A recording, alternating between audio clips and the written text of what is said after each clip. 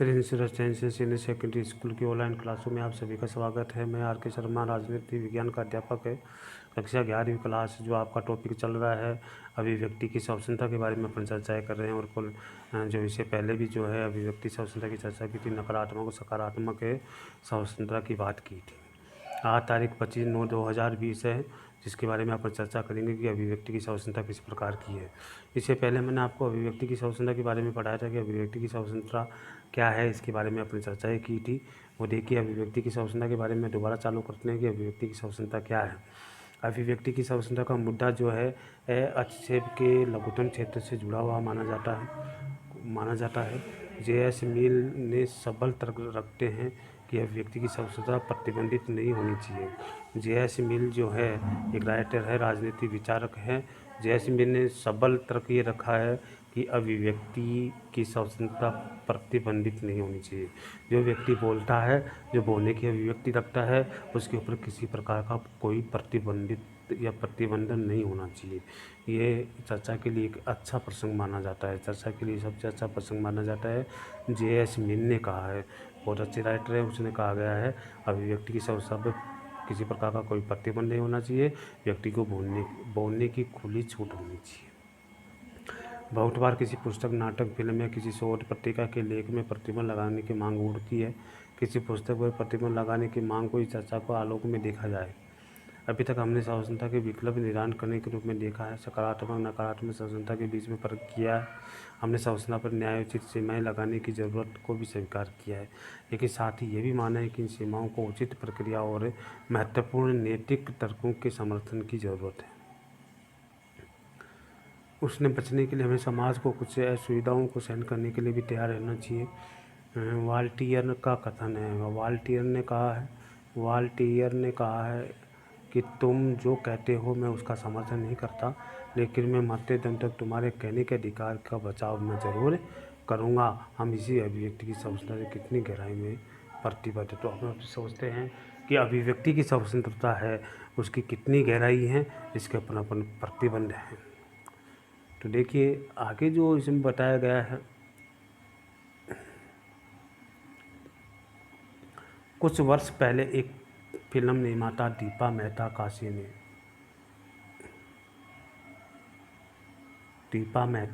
में विधवाओं पर एक फिल्म बनाना चाहती थी। वह फिल्म विधवाओं की व्यथा को खोजना चाहती थी, लेकिन राजनीति के एक हिस्से द्वारा इसका ज़बरदस्त विरोध हुआ। विरोधियों को लगता था कि इसमें बात के बहुत बुरे तरीके से प्रस्तुत किया जाएगा। उन्हें यह भी लगता था कि वह फिल्म विदेशी दर्शकों की ज़रूरतों को पूरा करने के लिए बनाई जा रही है और इसके प्राचीन नगर की बदनामी होगी। उन्हें इस फिल्म को नहीं बनने दिया। परिणामस्वरूप फिल्म काशी में नहीं बनाई जा सकी। बाद में यह फिल्म कहीं और बनाएगी।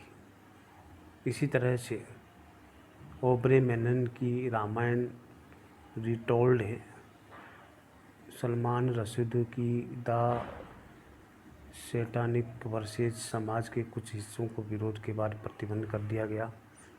The last temptation of Christ नामक फिल्म और मी नाथुराम बोलते नाम का एक नाटक भी अन्य समूह द्वारा विरोध के बाद प्रतिबंध कर दिया गया। तो इस तरह के प्रतिबंध आसान है,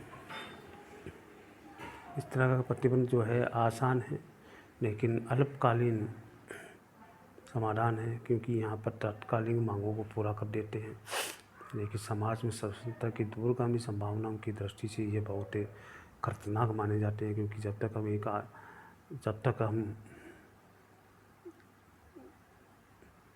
हम एक बार प्रतिबंध लगते हैं, तब प्रतिबंध लगने की आदत विकसित हो जाती है। लेकिन क्या इसका मतलब ये नहीं कि प्रतिबंध कभी भी लगाया जाना चाहिए।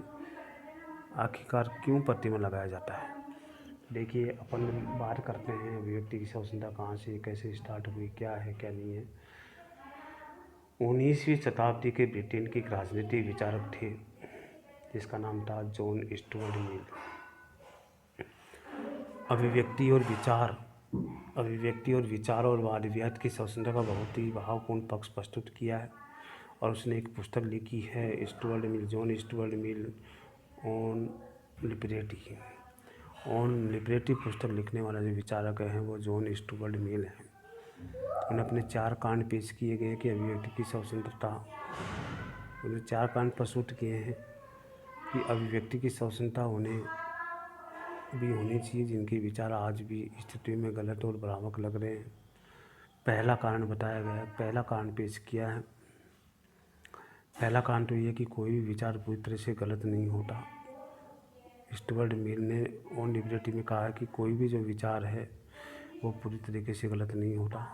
जो हम गलत लगता है उसमें सच्चाई का तत्व होता है, उसमें सच्चाई का तत्व होता है।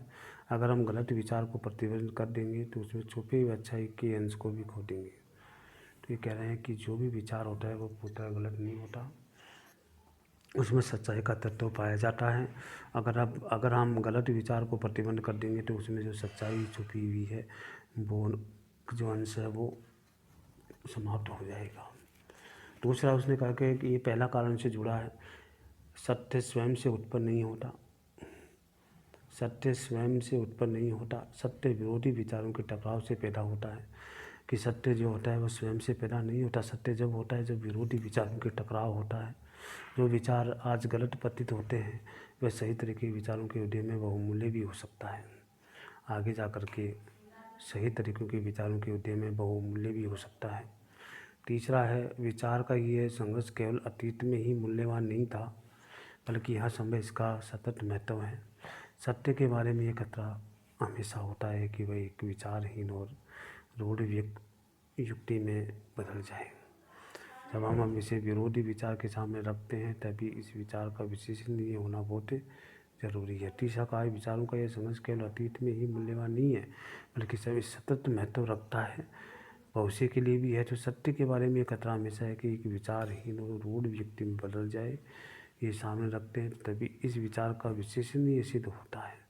अंतिम बात में कहा है कि हम इस बात को लेकर भी निश्चित नहीं हो सकते जिसे हमें सत्य समझते हैं और वही सत्य है।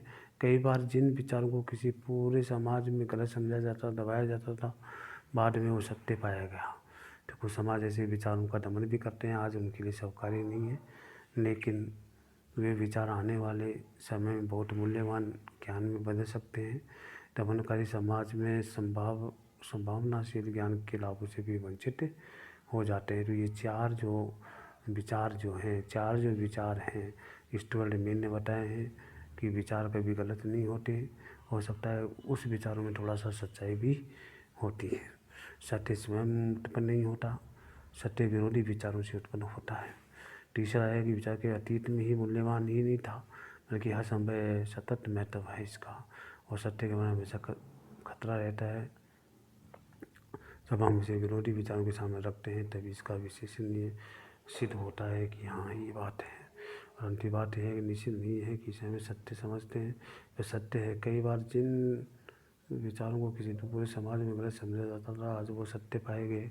इसलिए कह रहे हैं कि सत्य हमेशा सत्य होता है, इसको दबाया नहीं जा सकता, उसको नष्ट नहीं किया जा सकता। तो बहुत अच्छी अभिव्यक्ति की स्वतंत्रता के विचार में जॉन स्टुअर्ट मिल ने बहुत ही अच्छी तरह से व्यक्त किया है, बहुत अच्छी तरह से उसे समझाने की कोशिश की है, बहुत अच्छी तरह से समझाया है।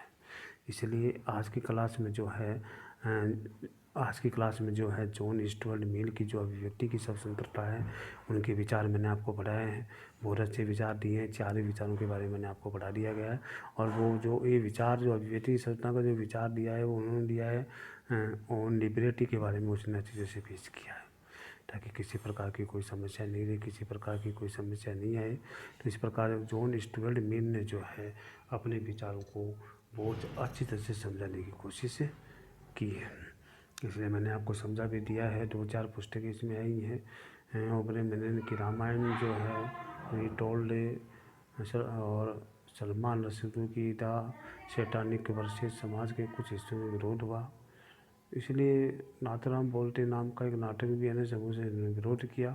तो कुछ चीज़ें ऐसी होती हैं जो समाज विरोध करने के लिए उतारू हो जाता है। इसलिए आज के लेसन में मैंने आपको इतना ही करवाऊँगा। कल आने वाले जो लेसन है उसमें आगे के विचारों के बारे में, अभिव्यक्ति की स्वतंत्रता की और भी विचार हैं उसके बारे में मैं समझाने की कोशिश करूँगा कि उसे अभिव्यक्ति स्वतंत्रता के बारे में बहुत अच्छा विचार है। और अच्छी तरह से समझाने की कोशिश की। इसलिए मैं समझाने जो आगे का टॉपिक है, आगे जो है आने वाली क्लास में आपको बताया जाएगा। जब तक के लिए जय हिंद।